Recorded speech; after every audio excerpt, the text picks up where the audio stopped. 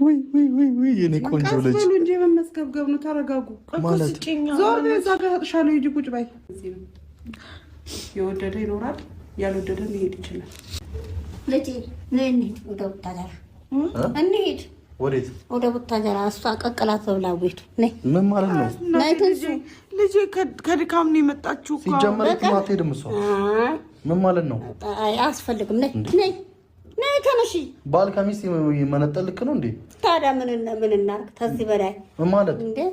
ነይ እንሂድ፣ ሀገራችን ነይ። ሰምኛለሽ? ከዚህ ቤት የትም አትሄጂም። እሺ እንዴ? አትሄጂም? ቤቷን ጥላ ወዴት ነው የምትሄደው? እሱ አይደለማ ቤቱ ማለት በቃ ተረከበች። ምን ነው የምትረከበው? ትችላላችሁ ብላለች። ነይ እንሂድ። እስቲ ማዘር እባክሽን ከዚህ በላይ ምን ይናገራል? በጆሮአችን ትቶ በሌላ በኩል እንሰማለን እንዴ? በጆሮአችን ነው የሰማነው እኮ። ሰማችሁ በቃ እኮ።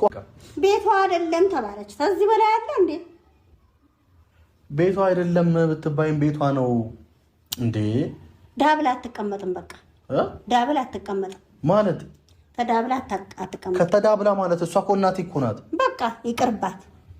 እኔ አሁን ሄጃለሁ። ስታወራቸው በእኔ ድንበር እንዳይገቡ ነገራቸው። በቃ ከዛ የባሰ ነገር እንዳይመጣብሽ ጠብቂ።